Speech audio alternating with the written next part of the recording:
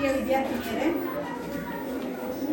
ಇಂದು ನಮ್ಮ ಶಾಲೆಗೆ B2 foundation Bengaluru Malleshwara ಮೇಲಿಂದ NGO ಸಂಸ್ಥೆಯಿಂದ ಗಾಯತ್ರಿ ಮತ್ತು ಮಂಜುಳಾ ಈ ಇಬ್ಬರು ಬಂದ್ಬಿಟ್ಟು ನಮಗೆ ಅದರಲ್ಲೂ ಕೂಡ ಮುಖ್ಯವಾಗಿ ಯಾಕೆ ನಮಗೆ ಪ್ರೌಢಶಾಲೆಯನ್ನೇ ಆಯ್ಕೆ ಮಾಡ್ಕೊಂಡಿದ್ದಾರೆ ಅಂತಂದರೆ ನಿಮಗೇನೋ ಗೊತ್ತಿರೋ ಹಾಗೆ ಏನು ಹದಿ ವಯಸ್ಸಿನಲ್ಲಿ ಈಗ ನಾವು ಸೈನ್ಸಲ್ಲೂ ಕೂಡ ಸಾಕಷ್ಟು ಇದ್ರ ಬಗ್ಗೆ ವಿಷಯಗಳನ್ನ ನಿಮಗೆ ಶೇರ್ ಮಾಡ್ಕೊಂಡಿರ್ತೀವಿ ಮತ್ತು ಅದ್ರ ಬಗ್ಗೆ ಮುಕ್ತವಾಗಿ ಚರ್ಚೆ ಕೂಡ ಮಾಡಿರ್ತೀವಿ. ಅದರ ಆಚೆಗೂ ಕೂಡ ಈ ಥರ ಯಾರಾದರೂ ಹೊರಗಿನಿಂದ ಬಂದಂಥ ಸಂಪನ್ಮೂಲ ವ್ಯಕ್ತಿಗಳು ಇದ್ರ ಬಗ್ಗೆ ನಿಮಗೆ ಮಾಹಿತಿಯನ್ನು ಕೊಟ್ಟರೆ ಹೆಚ್ಚು ಅರಿವು ನಿಮ್ಮಲ್ಲಿ ಮೂಡುತ್ತೆ ಅನ್ನೋ ಒಂದು ಕಾರಣ. ಮತ್ತು ನೀವು ಇತ್ತೀಚಿನ ದಿನಗಳಲ್ಲಿ ನೋಡಿರ್ಬೋದು, ಯಾವುದೇ ಒಂದು ಮ್ಯಾಗ್ಝಿನ್ ಆಗಿರ್ಬೋದು ಅಥವಾ ಒಂದು ನ್ಯೂಸ್ ಪೇಪರ್ ಆಗಿರ್ಬೋದು ಅಥವಾ ಯಾವುದೇ ಒಂದು ಚಾನಲ್ಗಳಲ್ಲೂ ಕೂಡ ಈ ಹೆಣ್ಣು ಮಕ್ಕಳಲ್ಲಿ ಇರ್ತಕ್ಕಂಥ ಒಂದು ಶೋಷಣೆ ದಿನೇ ದಿನೇ ಜಾಸ್ತಿ ಆಗ್ತಾ ಇದೆ. ಇದಕ್ಕೆ ಬಹುಶಃ ಕಾರಣ ಹೆಣ್ಣು ಮಕ್ಕಳಲ್ಲಿ ಈ ಒಂದು ವಿಷಯದ ಬಗ್ಗೆ ಇರ್ತಕ್ಕಂಥ ಒಂದು ಜ್ಞಾನದ ಒಂದು ಕೊರತೆ ಆಗಿರ್ಬೋದು ಅಥವಾ ಪ್ರತಿಭಟನೆ ಮಾಡ್ತಕ್ಕಂಥ ಒಂದು ಶಕ್ತಿ ನಿಮ್ಮಲ್ಲಿ ಇಲ್ಲದೇ ಇರ್ತಕ್ಕಂಥದ್ದು ಒಂದು ಕಾರಣ ಆಗಿರ್ಬೋದು.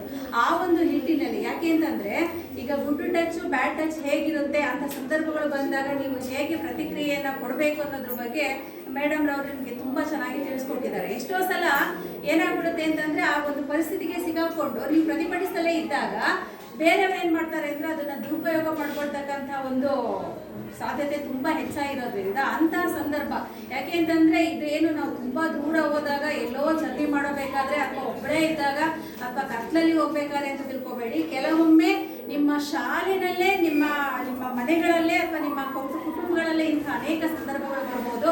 ಆ ಒಂದು ನಿಟ್ಟಿನಲ್ಲಿ ಇದನ್ನು ಇವತ್ತು ಹೇಳ್ಕೊಟ್ಟಂಥ ವಿಷಯವನ್ನು ನೀವು ಚೆನ್ನಾಗಿ ಅರ್ಥ ಮಾಡ್ಕೊಂಡಿದ್ರೆ ಖಂಡಿತವಾಗಿಯೂ ನೀವು ಪ್ರತಿಭಟನೆ ಮಾಡಿದ್ದೇ ಆದರೆ ಇಂತಹ ಒಂದು ದೌರ್ಜನ್ಯಗಳು ನಡೀತಕ್ಕಂಥದ್ದು ದಿನೇ ದಿನೇ ಕಡಿಮೆ ಆಗ್ತಕ್ಕಂಥದ್ದು ಇದರಲ್ಲಿ ಯಾವುದೇ ಒಂದು ಸಂದೇಹ ಇಲ್ಲ. ಜೊತೆಗೆ ಇನ್ನು ದೈಹಿಕ ಆರೋಗ್ಯ ಅಂತ ಬಂದರೆ ಅಫ್ಕೋರ್ಸ್ ನಾವೆಲ್ಲ ಹೆಣ್ಮಕ್ಳು ಆಗಿದ್ರೂ ಕೂಡ ನಾವು ನಮ್ಮ ದೇಹದಲ್ಲಿರ್ತಕ್ಕಂಥ ಅಂಗಗಳನ್ನು ವಿವರಣೆ ಕೊಡಬೇಕಾದ್ರೆ ಅವುಗಳ ಕಾರ್ಯವನ್ನು ಬಗ್ಗೆ ಹೇಳಬೇಕಾದ್ರೆ ದಯವಿಟ್ಟು ಮಕ್ಕಳು ಯಾರು ಹಿಂದೆ ಕೂತಿರೋರು ಮಾತಾಡಬಾರ್ದು, ಇಲ್ಲಿ ಕೇಳಿಸ್ಕೊಳ್ಳಿ. ಸೊ ಅದರಲ್ಲೂ ಕೂಡ ಈಗ ಹೊಟ್ಟೆ, ಕರಳು, ಬಾಯಿ, ಮೂಗು, ಹೊರಾಂಗಗಳ ಬಗ್ಗೆ ನಾವು ಮುಕ್ತವಾಗಿ ಮಾತಾಡ್ತೀವಿ. ಆದರೆ ನಮ್ಮ ದೇಹದಲ್ಲೇ ನಮ್ಮ ಜನನಕ್ಕೆ ಕಾರಣವಾಗಿರ್ತಕ್ಕಂಥ ಗರ್ಭಕೋಶದ ಬಗ್ಗೆ ಮಾತಾಡಬೇಕಾದ್ರೆ ಮತ್ತು ಪೀರಿಯಡ್ಸ್ ಬಗ್ಗೆ ಮಾತಾಡಬೇಕಾದ್ರೆ ಮತ್ತು ಮುಟ್ಟಾದಾಗ ನಾವು ಯಾವ ರೀತಿಯಾಗಿರ್ತಕ್ಕಂಥ ವಸ್ತುಗಳನ್ನು ಬಳಕೆ ಮಾಡ್ತೀವಿ, ಅದನ್ನು ಬಳಕೆ ಮಾಡಬೇಕೋ ಬೇಡವೋ, ಬಳಕೆ ಮಾಡಾದ್ಮೇಲೆ ಅದನ್ನು ಹೇಗೆ ಡಿಸ್ಪೋಸ್ ಮಾಡಬೇಕು. ನಿಮಗೆಲ್ಲ ಗೊತ್ತಿರೋ ಹಾಗೆ ನಮಗೆ ಇಲ್ಲೊಂದು ಹೆಣ್ಮಕ್ಳಿಗೆ NGO ಸಂಸ್ಥೆಯಿಂದ ಪ್ರತ್ಯೇಕವಾಗಿರ್ತಕ್ಕಂಥ ಶೌಚಾಲಯವನ್ನು ಕೂಡ ಕೊಟ್ಟಿದ್ದಾರೆ. ಸೊ ಅದರಲ್ಲಿ ಪ್ಯಾಡ್ಗಳನ್ನು ಹೇಗೆ ಬಳಕೆ ಮಾಡೋದು, ಅದನ್ನು ಬಂದ್ ಮಾಡೋದು, ಇಷ್ಟೆಲ್ಲ ಯಾಕೆ ಹೆಣ್ಣು ಮಕ್ಕಳಿಗೆ ವಿಶೇಷವಾಗಿ ಕಾಳಜಿಯನ್ನು ಕೊಡ್ತಾ ಇದ್ದಾರೆ ಅಂತಂದರೆ ಇವತ್ತಿಗೂ ಕೂಡ ಇಷ್ಟೆಲ್ಲ ನಾವು ಮಾರ್ಗದರ್ಶನವನ್ನು ಕೊಟ್ಟರೂ ಕೂಡ ನಿಮ್ಮಲ್ಲಿ ನಿಮ್ಮ ಬಗ್ಗೆನೇ ಒಂಥರ ಕೀಳಿರಿಮೆ ಬೆಳೆಸ್ಕೊಳ್ತೀರಾ. ಅಥವಾ ಎಷ್ಟೋ ಸತಿ ನಾವು ಕೂಡ ಹೇಳಿರ್ತೀವಿ, ಈಗ ಕ್ಲಾಸಿಗೆ ಬಂದಿರ್ತೀರ ವಿತೌಟ್ ಪ್ರಿಪ್ರೇಷನ್ ಏನೋ ಒಂದು ಪೀರಿಯಡ್ಸ್ ಆದ್ರೂ ನೀವು ಕೇಳ್ಕೊಂಡು ಹೋಗೋದಕ್ಕೂ ಕೂಡ ಮುಜುಗರ ಪಡ್ಕೊಳ್ತೀರ.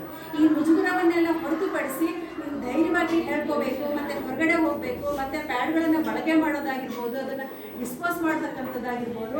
ಆಮೇಲೆ ಏನಾದರೂ ಕೂಡ ಸಮಾಜದಲ್ಲಿ ಯಾವುದೇ ಒಂದು ವ್ಯವಸ್ಥೆಯಲ್ಲಿ ಎಲ್ಲೇ ನಿಮಗೆ ತೊಂದರೆ ಉಂಟಾಯಿತು, ದೈಹಿಕವಾಗಿ ನಿಮ್ಗೆ ಏನಾದರೂ ಏನೋ ಸಮಸ್ಯೆ ಉಂಟಾದರೆ ಅದನ್ನು ಮುಕ್ತವಾಗಿ ನೀವು ಹೇಳ್ಕೊಂಡು ಚರ್ಚೆ ಮಾಡಿಕೊಂಡ್ರೆ ಖಂಡಿತವಾಗಿಯೂ ಕೂಡ ನಿಮ್ಮ ಮೇಲೆ ನಡೀತಕ್ಕಂಥ ದೌರ್ಜನ್ಯ ಖಂಡಿತವಾಗಿಯೂ ಕೂಡ ತಡೆಗಟ್ಟೋದ್ರಲ್ಲಿ ಯಾವುದೇ ಒಂದು ಸಂದೇಹ ಒಂದು ಇಲ್ಲ.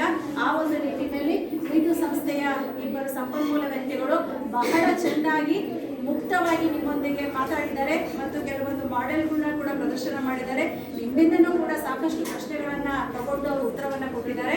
ಸೊ ನಮ್ಮ ಈ ಒಂದು ಶಾಲೆಗೆ B2 ಸಂಸ್ಥೆಯಿಂದ ಬಂದು ಇಬ್ಬರು ಸಂಪನ್ಮೂಲ ವ್ಯಕ್ತಿಗಳು ಈ ಒಂದು ಕಾರ್ಯಕ್ರಮವನ್ನು ತುಂಬ ಯಶಸ್ವಿಯಾಗಿ ನಡೆಸಿಕೊಟ್ಟಿದ್ದಾರೆ. ಅವರಿಗೆ ನಮ್ಮ ಮುಖ್ಯ ಶಿಕ್ಷಕರ ಪರವಾಗಿ ಮತ್ತು ಎಲ್ಲ ಶಿಕ್ಷಕರ ಪರವಾಗಿ ಹಾಗೂ ವಿದ್ಯಾರ್ಥಿಗಳ ಪರವಾಗಿ ತುಂಬ ಧನ್ಯವಾದಗಳು.